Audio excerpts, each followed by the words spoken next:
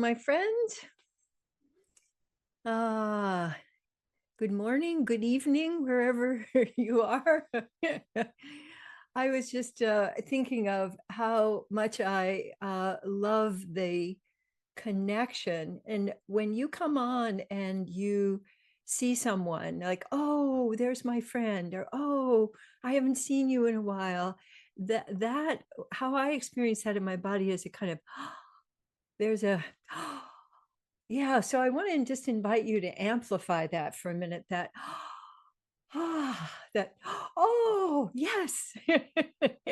And to me, that's one of the most wonderful things about loop of awareness and attention is that we're letting that oh yes flow back and forth. And so letting yourself really savor that, because we get caught up in the what is loop of awareness about and what is it creating for us, and there's plenty of that, but the experience of connection and of nourishment for me has always been at the core of this practice, is that together we can experience so much more richness than we can on our own.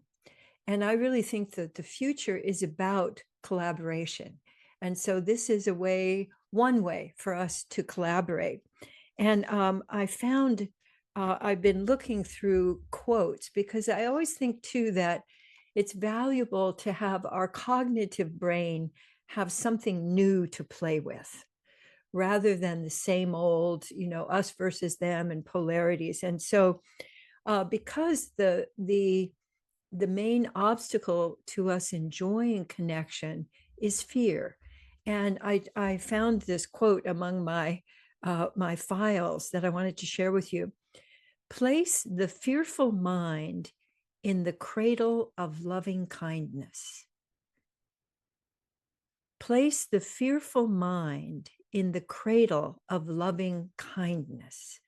It's by Trungpa. It's attributed to Trungpa. So then I went, well, let me look up kindness, because we talk about that, but what the heck does that actually mean?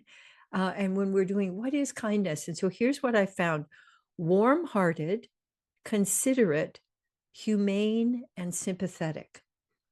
And to me, all of those are gathering, and they have that quality of welcoming.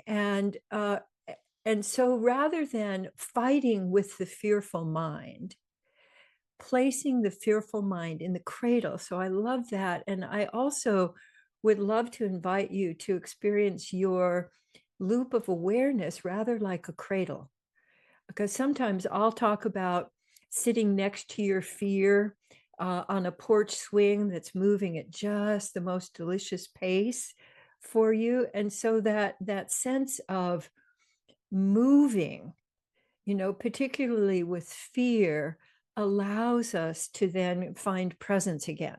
So I think fear takes us out of presence, and all of many of the things that many of the practices that we play with are really about shifting us from fear into presence.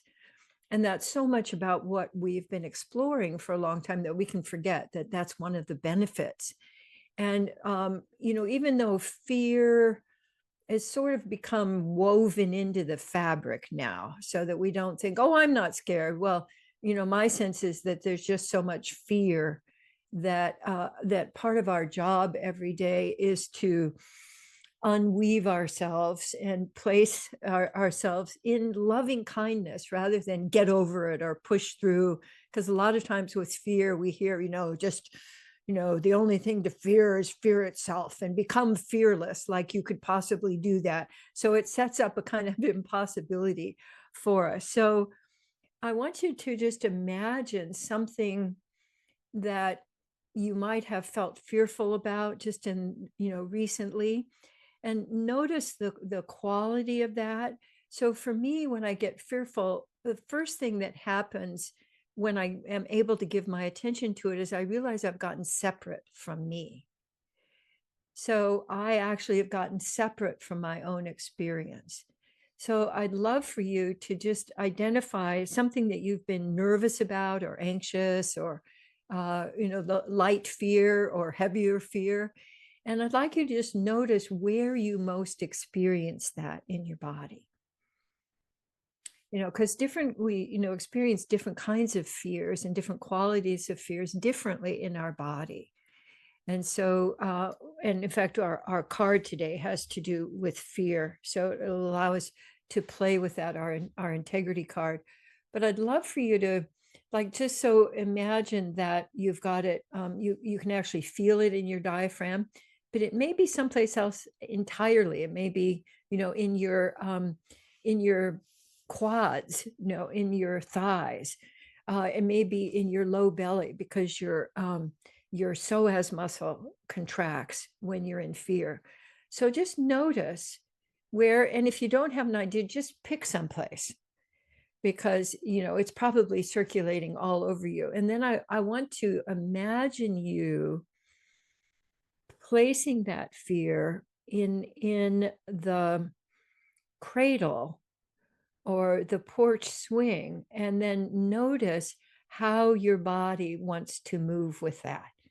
So your body or your breath, when you're simply giving your attention, that in itself creates a container.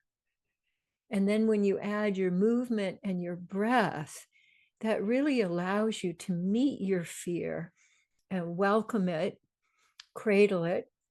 And you can also play with letting that same attention that you're giving to your fearful place, give that to another place in your body.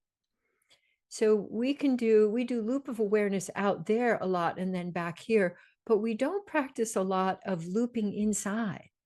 And that's equally, if not more powerful, is to let your attention go to the place where you feel, stuck or anxious or, and for me, one of the things I want to do is to find the rhythm that allows that to kind of thaw out.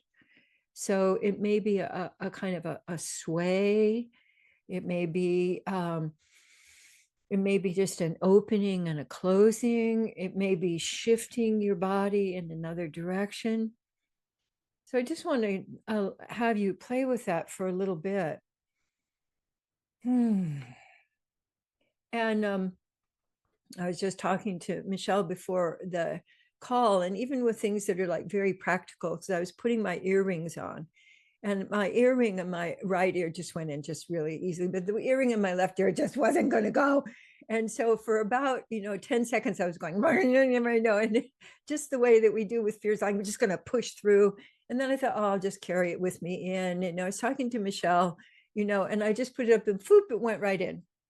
When I wasn't pushing on it, or forcing it. So the kind of energy that I'm talking about for a loop of awareness, both outside and inside, for me has this kind of quality of, fluffing a pillow, or beginning to pet a cat, that kind of gentle giving your attention, including and loving kindness. So of the loving kindness, we have, kindness, warm, and actually in Buddhism, there are a whole bunch of practices about loving kindness. So yeah, that's a whole other subject that you could go into. But from the dictionary, we have warm-hearted, considerate, humane, sympathetic. So of all of those, warm-hearted is the one that most touches me. I can feel that.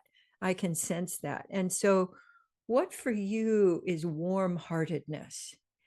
And I wonder if you would be willing to let your looping this week be one of warm-hearted. So you could give attention to your heart to even warm it up even more, giving your attention, and then letting that warm-heartedness be the way that you are using your attention.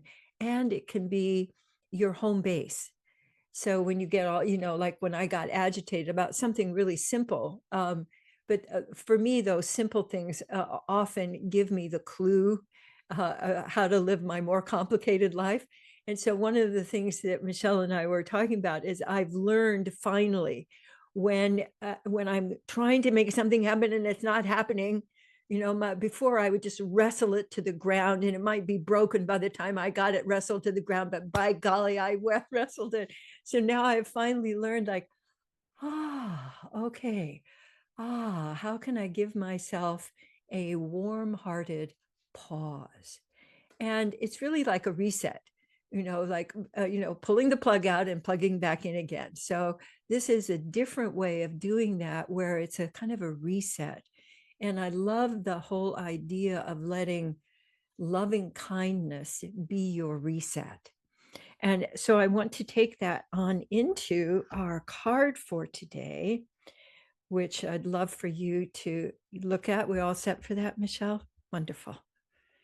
And our integrity card. So let yourself look at that and the colors and the sense of how you experience looking that. I'm just this time when I'm looking at it, seeing the eyes at the top. So I'm seeing the eyes behind the hand. And so then I loop back to me and notice how I'm receiving what I'm looking at. How is my body receiving this? And then giving my attention back. And now I'm noticing the toes at the bottom wiggling, when I look at that and then I try it on in my body, I experience a kind of delight of, dipping my toes into the light that's there at the bottom. So as you're looking at that and looping with yourself, I want to read this to you. I think you'll recognize this card. I know when I freeze and how to shift gently into wiggling my fingers and toes, which I expand into whole body wiggling and ease. So that anxious part, or that the place where you were experiencing fear in your body, I'd like you to let yourself notice if there's any gentle wiggle, kind of a shifting that becomes a wiggle, that can come either from that place or that can come from from the rest of your body into that place where you're feeling, more stuck and freezing. Now, freezing, we often think of as like an icicle, but a freezing can be just a little startle. It can be a, and that can throw you out of presence. And when you let yourself begin to wiggle, notice if that opens the space for you to include. For me, wiggling is the easiest of all of the fear melters. And so since most of us freeze, probably countless times during the day, learning how to enjoy a wiggle is not just a fear reset, but it can be a way to open to creative flow, because on the other side of fear, of course, is all your creativity. So I'd love to have us come back into our whole body. So wiggling, for me, I like to start it. What you can do, I like to start mine usually with my hips, because if I'm if I'm sitting, that's where I like to start. And if I'm, standing and moving around, I start with my toes or my fingers. And the reason we do that and suggest that on this card is because almost all of us, you can be frozen. In fact, freeze, go ahead and freeze, and then notice you can still wiggle your fingers. So when your core is frozen, your fingers can still wiggle. When there's something in your belly that's gone, your toes can wiggle and start sending that wiggling up through you so that you get back into flow again. And so and also wiggling is a great way to solve problems like tangles. So instead of forcing a a solution when you wiggle, when you untangle. So both with physical things like necklaces or cords, have you ever tried to pull a cord and it's all, really, but if you wiggle it, it just kind of, opens up. So I think most of us respond much more easily to having a gentle wiggle than to having ourselves really shook, which is most, like, get over it. So I want to invite you to give yourself that gentle wiggling, just as a matter of, if you're feeling even just a little, a wiggle is a great reset. Not even, you don't have to be in full-on fear to benefit from a wiggle. Yeah, wonderful. And I've done that when I'm out in public. I can remember being in the grocery store and being in line and wiggling, and there was a mother with her kid in the and the kid, of course, started wiggling back at me. So we had this wonderful little wiggle dance. So you never know when you're going to get a chance to have a wonderful little encounter of including. And so I think that part of what we're up to, what I'm up to, is spreading that kind of loving kindness into the world. And our loop of awareness is a very easy and effective and powerful way to share that. And what I want to make sure is that you don't forget you, that, because I know this group is be very generous. And so I want you to let yourself include you so that you're filling your reservoir also. So I'm now going to go to our Present Connect play. And for any of you who are new, we've expanded our loops and scoops to include more goodies, just because I wanted to, and also because they all go together. And so Presence Connect Play is a free app that we have. And we also have a website now that has videos and examples for you. So really, I'm so excited that we got that completed. So here's what I've pulled up for today. Ooh, I love this. So presence is find your feet. So presence is getting here, being here so that you can act here, not someplace else, not in your head, not over in the other person, but from your own presence. And finding your feet. When I've shared this before, when I've asked people to find their feet, a lot of them go, they're looking at themselves from the outside. So that is one way of finding your feet. And I love to find my feet by letting my attention and energy going down into my feet. And then I notice whenever I give attention to my feet, they go, oh, thank you. And they start wiggling. So when I give attention to my feet, it automatically starts motion, a wiggling that then opens up presence through the rest of my body. And connect is create. So we've used for many years now. And of course, now there's science about that opens up the flow of the kind of energy we're talking about, that loving kindness.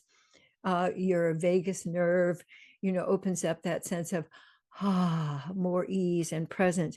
But the if you create a through a whole out breath, even as I'm illustrating that to you, I could feel my body settle, like, So, And in the I'm much better able to connect. So I'm not in my critical brain. I'm open to the flow of connection. So I can connect inside me, and I can also connect with others outside of me. And then play is let your body get strong and then light. So strength has to do with your impact on others, and what we call the weight element of how you're actually using your weight. Not like, I'm too heavy, which is what a lot of us women say to ourselves, oh, too much weight. but weight, actually experiencing your weight, allows you to modulate your impact. So a light, letting my body get light. So letting your body get light, like imagine threading a needle. So the way that you need to use your body when you're threading needle, you cannot force the thread through the needle. You have to use your weight in that very light. So just notice what happens to you if you're playing with threading a needle. So for me, my whole body gets much more like a balloon floating. And so, and notice how that is for you, because sometimes you want to use your attention very lightly, like of letting, like someone is some kind of distress and you don't want to just, land on them, pounce on them. You want to come in with that kind of light attention. Now, let yourself imagine pushing a big old cat off your lap, just pushing, or getting clothes out of the washing machine, like blankets, and putting them into the dryer. How you use your body, that sense of strength, of being able to move things. And with play, often if I'm stuck on something, I might realize that I'm actually using strength with it when it would respond much better to lightness. So in a way, with my earring this morning, I was using strength, like I was trying to, but when I went light with it, it's just whoop. So playing with that contrast. And also if you're in interaction with someone and you've been trying to push your way through, that's often how, when we get into any kind of a hassle, we go for strength and sort of, pushing each other around. But what would happen if you let yourself come in lightly, just being next to them and having your finding your feet and noticing what that play between strong and light gives you, just much more possibility in your in the way that you use yourself with other people. If you're in a discussion, also sometimes just powering your way through to make your point, just like knocking over bowling pins, and doesn't really work. But if you give yourself just a light, attention to your breath, attention to someone else's breath, then the space for connection opens up. So, and if you put all three of them together, they're very powerful. That's why we put presence, connect, play together. And also presence, connect, play is the way that I would like to see the world operating. And so rather than in us versus them, and in the triangle of the hero, victim, villain, what I'm practicing is presence. Here I am. Connect. Here you are. And play. What is it that wants to happen? And it makes life every day really delightful. So that's it for this morning. For me, okay, knocked that one off onto other things. So lovely to see you in the middle of summer here, and wherever you are. And so please feel free to stay on the call and share as much as you would like. And I look forward to seeing you next time. Mwah. Take care.